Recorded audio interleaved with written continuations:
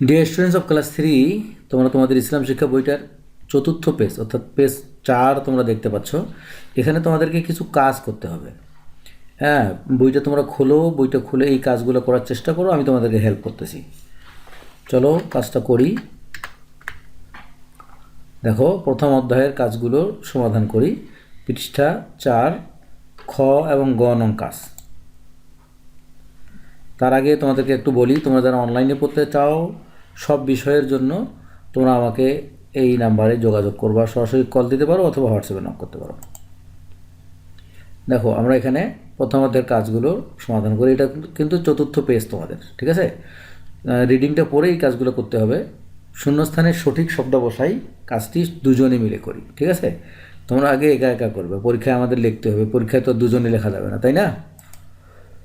আকাশ, বাতাস, চাঁদ, সূর্য, গাছপালা ইত্যাদি সৃষ্টি করেছেন মহান আল্লাহ, ঠিক আছে?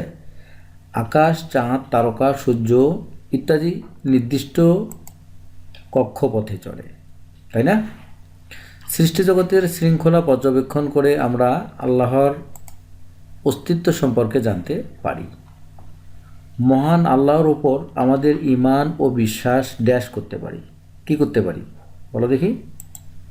সুদৃঢ় করতে পারি। মহান আল্লাহকে ভালোবেসে তার ড্যাশ অনুশীলন করতে পারি। কি অনুসরণ করতে পারি? ইবাদত অনুসরণ করতে পারি, ঠিক আছে? তাহলে এই শব্দগুলো তোমার বারবার দেখে নিবে, ওকে? এরপরে প্রথমদের কাজগুলোর আরেকটা কাজ হচ্ছে গ নম্বর কাজ। নির্দিষ্ট নিয়মে পরিচালিত হয় প্রকৃতির এমন 5টা বস্তুর তালিকা করি। নিচের ফুলের মাধ্যমে নামগুলো লিখি, কাজটি দলগতভাবে করি। চিন্তা করে দেখো, নির্দিষ্ট নিয়মে পরিচালিত হয় পৃথিবীর কি কোন কোন জিনিসগুলো একটু চিন্তা করো।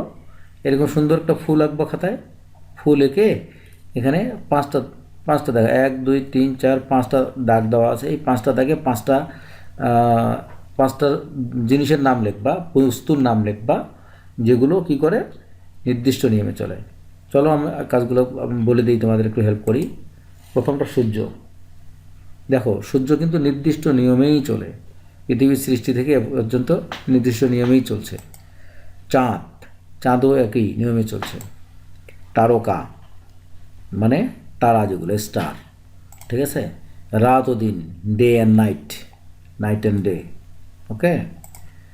ঋতুর পরিবর্তন, change of seasons, sun, moon, stars, day and night and the change of seasons, এগুলো সবগুলোই কি আল্লাহর আদেশে নির্দিষ্ট নিয়মেই চলছে, ঠিক আছে? তাহলে এভাবে আমরা প্রত্যেকটা কাজ প্র্যাকটিস করব এবং ইনশাআল্লাহ ধর্মে ভালো নাম্বার পাবো। দেখার জন্য তোমাদেরকে অনেক অনেক ধন্যবাদ।